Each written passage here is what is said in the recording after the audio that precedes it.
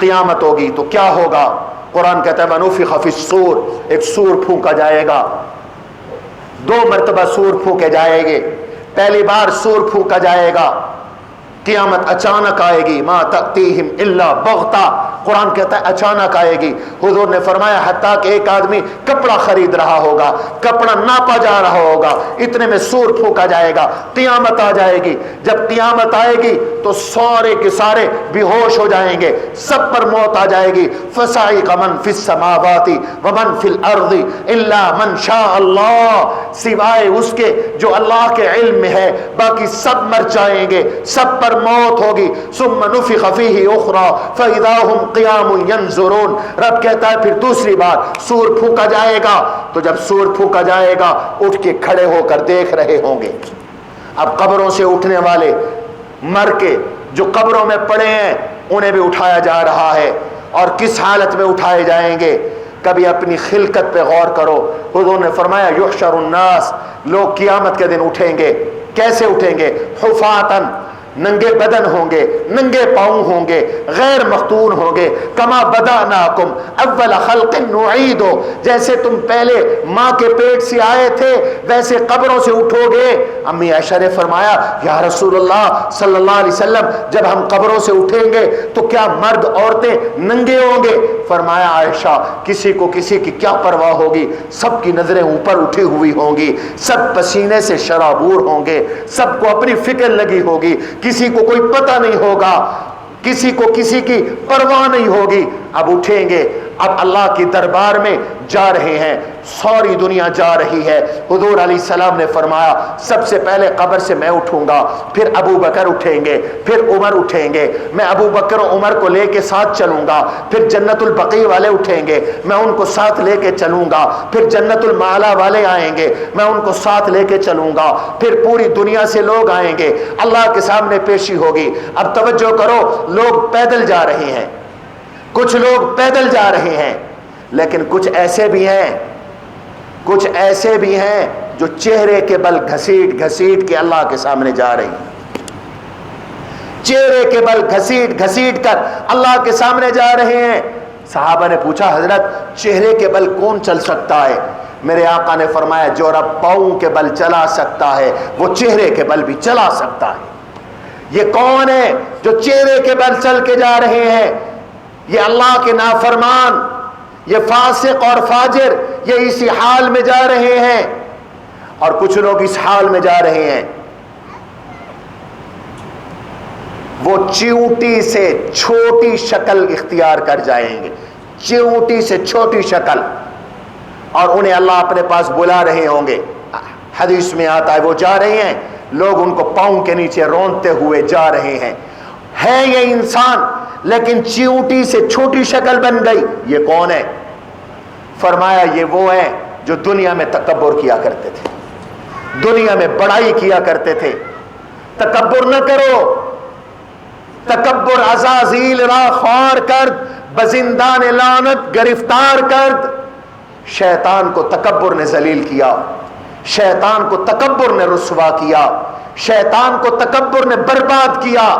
ان اللہ لا يحب المتفرحین، اللہ تعالی تکبر کرنے والوں کو پسند نہیں کرتے، اترانے والوں کو پسند نہیں کرتے۔ رب کہتا ہے تکبر میری چادر ہے، الکبر ردائی۔ دنیا میں کسی کو کچھ نہ سمجھنے والے، دنیا میں دوسروں کو حقیر سمجھنے والے، انسان کو انسان نہ سمجھنے والے، سلام کا جواب نہ دینے والے، چہرہ اپنا چہرے پر ہمیشہ شکن رکھنے والے، انسان کو جانور سے بدتر قرار دینے والے۔ ذرا ہوش کرو، کل اللہ کے سامنے بھی پیشی ہے، کل اللہ جو بڑوں سے بڑے ہیں ان کے سامنے بھی حاضری ہے۔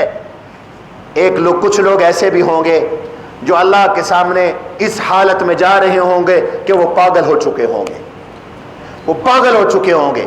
یہ کون لوگ ہیں؟ یہ تو دنیا میں بڑے سمجھدار تھے، بڑے ذہین تھے، لوگوں کو مشورے دینے والے تھے۔ یہ کون لوگ ہیں؟ قرآن نے ان لوگوں کے بارے میں بتایا الذین یأکلون الربا لا یقومون الا کما یقوم الذی یتخبطہ الشیطان من المس ذلک بانہم قالوا انما البیع مثل الربا واحل اللہ البیع وحرم الربا. کچھ لوگ دنیا میں بڑے شوق سے سود کھاتے ہیں، سودی کاروبار کرتے ہیں.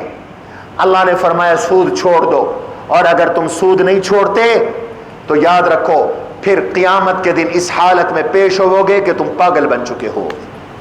اٹھو گے اس حالت میں کہ پاگل بن کے اٹھیں گے. میں قرآن پڑھ رہا ہوں، کسی کا حوالہ نہیں دے رہا، قرآن پڑھ رہا ہوں.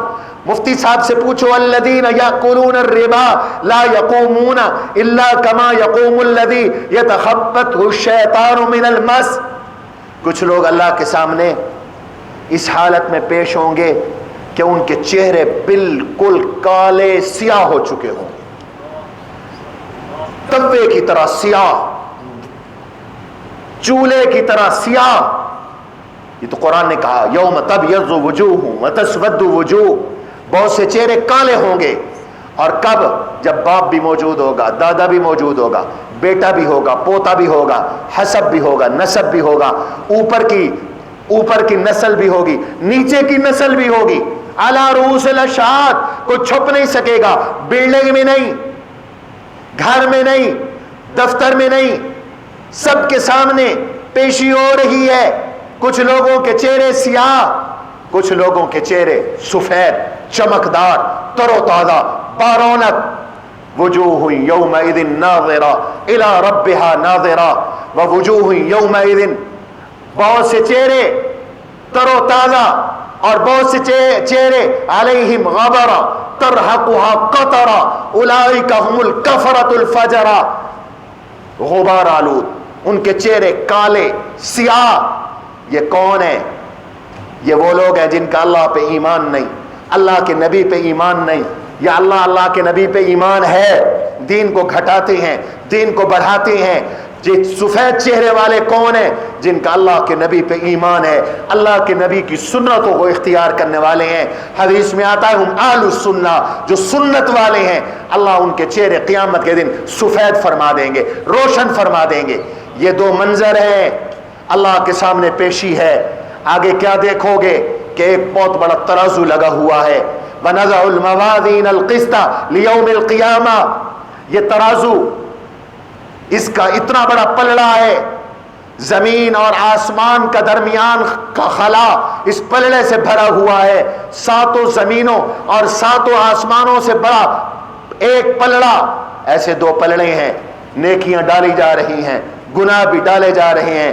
فَمَنْ يَعْمَلْ مِثْقَالَ ذَرَّةٍ خَيْرًا يَرَى وَمَنْ يَعْمَلْ مِثْقَالَ ذَرَّةٍ شَرًّا يَرَى. ایک ایک نیکی تل رہی ہے، ایک ایک گناہ تل رہا ہے. یہ سب ہونا ہے، یہ افسانہ نہیں، یہ حقیقت ہے، یہ قرآن ہے. یہ جو تم نے 30 پارے 27 راتوں میں سنے، یہ اللہ کا فرمان ہے. وزن اعمال حق ہے، اعمال تلنے ہیں. ہمارا ہر عمل تلنا ہے. لا یزول قدم ابن آدم حتی یسأل عن 5. ہل بھی نہیں سکے گا کوئی جب تک کہ اللہ کو 5 سوالوں کا جواب نہ دے گا. اللہ کو ہر ایک کو 5 سوالوں کا جواب دینا ہے. عن عمرہ فیما امضاہ. رب کہے گا 60 سال کی زندگی دی تھی، کہاں لگا کے آیا ہے؟ 70 سال کی زندگی دی تھی، کہاں لگا کے آیا ہے؟ 50 سال کی زندگی دی تھی، کہاں لگا کے آیا ہے؟ وعن شبابہ فیما ابلاہ. میں نے جوانی دی تھی، بڑا کڑیل جوان تھا، بتا کہاں برباد کر کے آیا؟ بتا جوانی کے نشے میں کتنوں کی عزتوں کو تار کیا؟ بتا جوانی کے نشے میں کتنوں پہ بہتان لگائے، کتنوں پہ تہمتیں لگائیں، کتنوں کی بے عزتیاں کی، کتنوں کی ماں بہن کو ایک کیا؟ بتا جوانی کے اندر کس کس پہ تو نے ظلم کیا تھا؟ ایک ایک منٹ کا جواب دینا ہے، ایک ایک سیکنڈ کا جواب دینا ہے. آج سپریم کورٹ کو تو کوئی مطمئن نہیں کر سکتا، ہائی کورٹ کو تو کوئی مطمئن نہیں کر سکتا، ایف بی آر کو تو کوئی مطمئن نہیں کر سکتا، ٹیکس کے افیسر کو تو کوئی مطمئن نہیں کر سکتا. اس رب کو کیسے کوئی مطمئن کرے گا جو علیم بذات الصدور ہے، جس سے کوئی چیز مخفی نہیں ہے، جس سے کوئی چیز چھپی ہوئی نہیں ہے.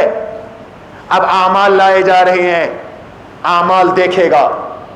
اللہ کہیں گے تیرے ہیں مولا میرے ہیں، اعمال تل رہے ہیں، نیکیاں بھی برائیاں بھی، برائیاں بڑھ گئیں، فرشتے گھسیٹ کر کے جہنم میں لے جا رہے ہیں۔ وجیء یومئذ بجہنم یومئذ یتذکر الانسان، جہنم لائی گئی ہے، 70,000 باغیں ہیں جہنم کی، ایک پرندے کی شکل میں لائی جائے گی، درندے کی شکل میں لائی جائے گی، ہر باغ کو 70,000 فرشتوں نے تھاما ہوا ہوگا، وہ لپک رہی ہوگی، آگے دوڑ رہی ہوگی، گھسیٹ کے پھینک رہے ہیں۔